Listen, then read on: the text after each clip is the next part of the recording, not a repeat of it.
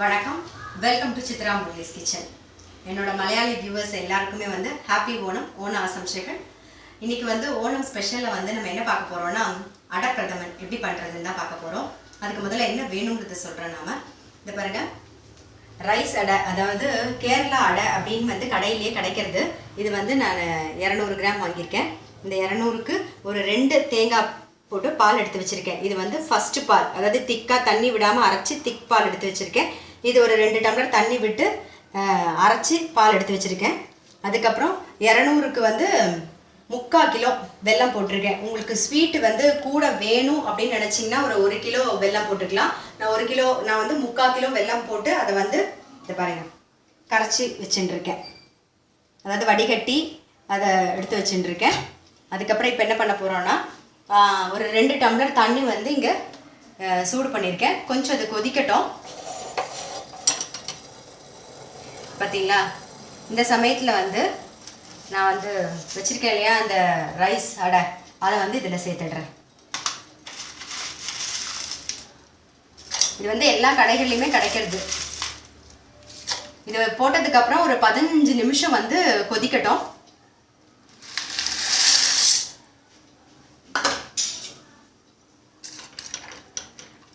பாருங்கள், நல்லா கொதிச்சுட்டு இருக்கு. இது ஒரு 10லேருந்து ஒரு 15 நிமிஷம் நல்லா கொதிக்கட்டும். நான் இன்னைக்கு அடை பிரதமன் பண்ணுறேன் இல்லையா, இதுக்கு அளவு நான் கரெக்டாக சொல்கிறேன். நான் என்ன அளவு எடுத்துகிட்டு இருக்கேங்கிறத சொல்கிறேன். 200 ரைஸ் அடை, கேரளா அடை அப்படின்னு கடைகள்லேயே கிடைக்கிறது. நான் அதை 200 கிராம் வாங்கியிருந்தேன். அதுக்கு 3/4 கிலோ வெல்லம். உங்களுக்கு ஸ்வீட் வேணும்னா 1 கிலோ வெல்லம் போட்டுக்கோங்க, இல்லைனா 3/4 கிலோ வெல்லம். நான் 3/4 கிலோ வெல்லத்தை நல்லா கரையை விட்டு வடிகட்டி அந்த டஸ்டெல்லாம் இல்லாமல் எடுத்து வச்சுட்டுருக்கேன். அதுக்கப்புறம் 2 தேங்காயில் பால் எடுத்துட்டுருக்கேன். 2 தேங்காய் எடுத்துட்டு நல்லா தண்ணி விடாமல் அரைச்சிக்கோங்க. அரைச்சிட்டு திக்காக பால் எடுத்துக்கோங்க. ஃபஸ்ட்டு ஒரு கப்பு. அதுக்கப்புறமா ஒரு 2-3 டம்ளர் தண்ணி விட்டு நல்லா அரைச்சிட்டு தண்ணியாக பால் எடுத்து வச்சுக்கோங்க. நான் பாருங்கள், இது திக் பால் எடுத்து வச்சுருக்கேன் 1 கப்பு. அதுக்கப்புறம் தண்ணியாக பால் எடுத்து வச்சுட்டுருக்கேன். இது வெல்லம், கரைச்ச வெல்லம். நம்ம இதுக்கு ஆவின் பால் எதுவுமே யூஸ் பண்ண வேண்டாம். இந்த தேங்காய் பால்லே தான் நம்ம அடப்பிரதமன் பண்ணோம். அதான் ரொம்ப டேஸ்டாகவும் இருக்கும். இப்போ கொதிச்சுட்டு இருக்கு, எவ்வளோ ஆயிடுத்தான்னு பார்க்கலாம். நாம பாருங்க, இது கொஞ்சம் நல்லா கொதிக்கட்டும். ஒரு 15 நிமிஷமாவது கொதிக்கணும். இப்போ இது கொதிச்சுட்டு இருக்கு இல்லையா, அதுக்குள்ளே நம்ம என்ன பண்ணலான்னா, கொஞ்சம் ஏலக்காய், அப்புறம் ஒரே ஒரு கிராம்பு, அப்புறம் ஜாதிக்காய், இதெல்லாம் வாசனைக்கு நான் சேர்க்குறேன். நீங்கள் வேணும்னா ஏலக்காய் மட்டும் கூட யூஸ் பண்ணிக்கலாம். இங்கே பாருங்கள், நான் ஒரு 10 ஏலக்காய் எடுத்துட்டு இருக்கேன். அதோட கொஞ்சம் சர்க்கரையும் சேர்த்துட்டு இருக்கேன். ஒரே ஒரு கிராம்பு, பாருங்கள், ஒரே ஒரு கிராம்பு, கொஞ்சோண்டு ஜாதிக்காய். இப்போ இதெல்லாம் சேர்த்து பொடி பண்ணி எடுத்து வச்சுக்கலாம். பாருங்கள், ஒரு 3/4 பதம் வெந்துடுது. இப்போ ஆஃப் பண்ணிவிடுவோம். ஆஃப் பண்ணிவிட்டு இதை வடிகட்டிட்டு கோல்டு வாட்டரில் திருப்பி வாஷ் பண்ணிவிடுவோம். இதை பாருங்கள், நான் வடிகட்டிக்கிறேன்.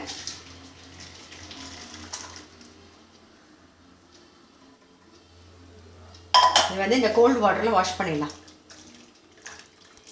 பாருங்கள், இது கோல்டு வாட்டர், ரன்னிங் வாட்டரில் நம்ம அலம்பி எடுத்தாச்சு. இது எதுக்காக அலம்புறோம் அப்படின்னா, அது அந்த குழையாமல் வரத்துக்காக தான் நம்ம இது அலம்புறது.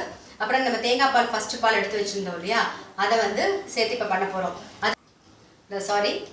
தேங்காய் பால் 2வது பால் அரைச்சி எடுத்து வச்சுருந்தோம் இல்லையா, கொஞ்சம் தண்ணியாக, அதை யூஸ் பண்ணி தான் நம்ம பண்ண போகிறோம். அதுக்கு முன்னாடி நீங்கள் வெங்கல உருளி இருந்ததுன்னா அதுலேயும் பண்ணலாம். இல்லைன்னா பாட்டம் கொஞ்சம் கனமாக இருக்கிற பாத்திரம், கடாய் எதுவாக இருந்தாலும் பண்ணலாம். நான் அடி பாட்டம் கொஞ்சம் கனமாக இருக்கிற கடாய் போட்டிருக்கேன். பாருங்கள், அதாவது 2வது தேங்காய் பாலை ஃபஸ்ட்டு சேர்க்குறேன்.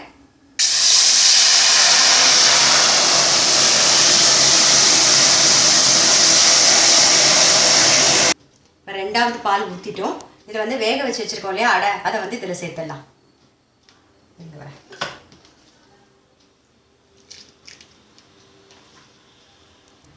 எனக்கு அப்படியே போட முடியல அப்படிங்கிறதுனால நான் கையில் எடுத்து போடுறேன். இல்லைன்னா நீங்கள் அப்படியே போட்டுருங்க.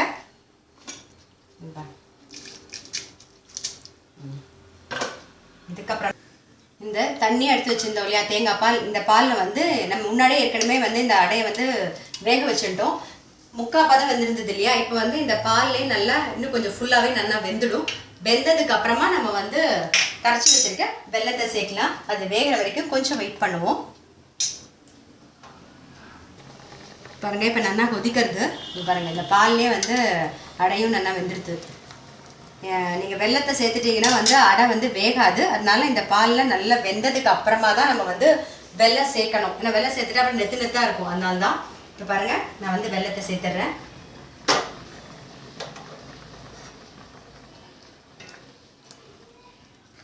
பார்த்துங்க, வெல்லம் சேர்த்து இப்போ கொதிக்க விட்டுருக்கோம். ஒரு 10 நிமிஷம் கொதிக்கட்டும். இந்த சமயத்தில் வந்து ஏலக்காய் பொடி பண்ணி வச்சுட்டுருக்கோம் இல்லையா, நம்ம அந்த ஏலக்காயும் இதில் சேர்த்துடலாம். ஏலக்காய் பொடியையும்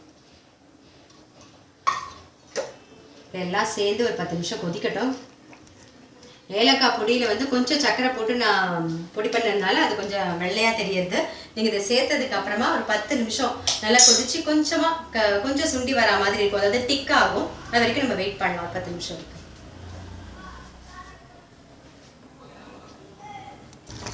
பாருங்க, நல்லா கொதிச்சு திக்காயிட்டு இப்போ வந்து அடுப்பை ஆஃப் பண்ணிவிடுவோம்.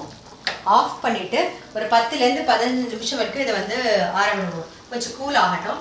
ஆனதுக்கப்புறமா நம்ம ஃபஸ்ட்டு தேங்காய் பால் எடுத்து வச்சுருந்தோம் இல்லையா, கொஞ்சம் திக்காக எடுத்து வச்சுருந்தோம் இல்லையா, பாருங்கள், இதை வந்து இதில் இந்த பாயசத்தில் சேர்க்க போகிறோம். அதாவது ஒரு 10லேருந்து ஒரு 10 நிமிஷம் கொஞ்சம் கூல் ஆனதுக்கப்புறமா இந்த ஃபஸ்ட்டு தேங்காய் பாலை இதில் சேர்க்கலாம். வெயிட் பண்ணலாம். அது வரைக்கும் நம்ம இங்கே பாருங்கள், ரூம் டெம்பரேச்சருக்கு வந்துடுது. இப்போ வந்து நம்ம வந்து ஃபஸ்ட்டு தேங்காய் பாலை வந்து இதில் சேர்க்க போகிறோம். கண்ணா அதை கொஞ்சம் விட்டுண்டே கலருங்க. கொஞ்சம் விடுங்கண்ணா, விட்டுரு. அதுக்கப்புறமா வந்து ஒரு ஸ்பூன் நெய் சேர்த்துக்கோங்க. இதை நல்லா மிக்ஸ் பண்ணிவிடுங்க ஃபஸ்ட்டு. இப்போ வந்து ஒரு ஸ்பூன் நெய் சேர்த்துக்கோங்க. ஒரு ஸ்பூன் நெய் விடுக்கண்ணா. இன்னொரு ஸ்பூன் கூட விடு, சின்ன ஸ்பூன் தானே. போதும். அவ்வளோ.